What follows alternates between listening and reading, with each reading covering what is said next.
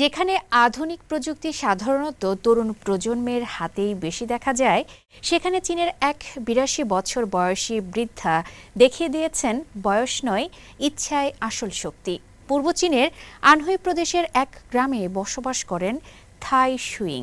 কৃষিকাজের পাশাপাশি তিনি এখন দক্ষ হাতে চালান ড্রোন, ব্যবহার করেন আধুনিক কৃষিযন্ত্র আর নিজের নাতির সঙ্গে তৈরি করেন ছোট ভিডিও।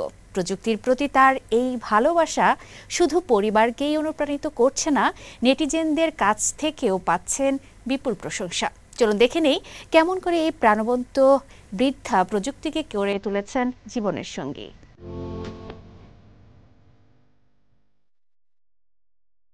আধুনিক কৃষি প্রযুক্তি সাধারণত তরুণ প্রজন্মের হাতেই বেশি সাফল্য পায়, এমন ধারণা অনেকেরই। কিন্তু চীনের আনহুই প্রদেশের এক প্রবীণ কৃষানি সেই ধারণাকে সম্পূর্ণ বদলে দিয়েছেন। তিনি হলেন ৮২ বছর বয়সী তাই শুইং। পূর্ব চীনের আনহুই প্রদেশের থংছং শহরের লাওমেই গ্রামের বাসিন্দা।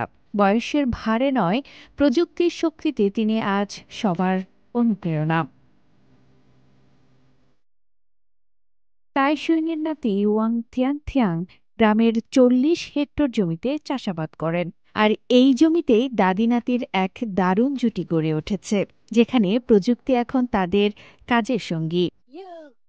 নাতি যখন প্রথম বাড়িতে ড্রোন নিয়ে এলো, বিশ্বাসই হয়নি এত ছোট একটা জিনিস সত্যি উড়তে পারে। কিন্তু যখন আকাশে উড়ল তখন খুব অবাক হয়েছিলাম। তারপর থেকে ও যখনই ড্রোন চালাতো আমি পাশে দাঁড়িয়ে দেখতাম, প্রশ্ন করতাম কিভাবে কাজ করে। ধীরে ধীরে নিজেরও কিছুটা শেখা হয়ে গেল। তাই শুইংয়ের পরিবার এখন ৬টি আধুনিক কৃষিযন্ত্র ব্যবহার করছে। এক্সকাভেটর, বুলডোজার, ট্রাক্টর ও হারভেস্টার সহ নানা সরঞ্জাম।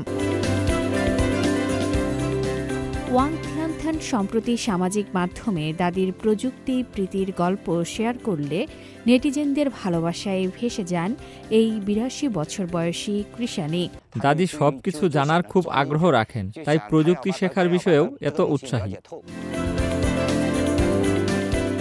ড্রোন চালনায় নয়, তাই শুইং এখন শিখে ফেলেছেন ছোট ভিডিও ধারণের কৌশলও।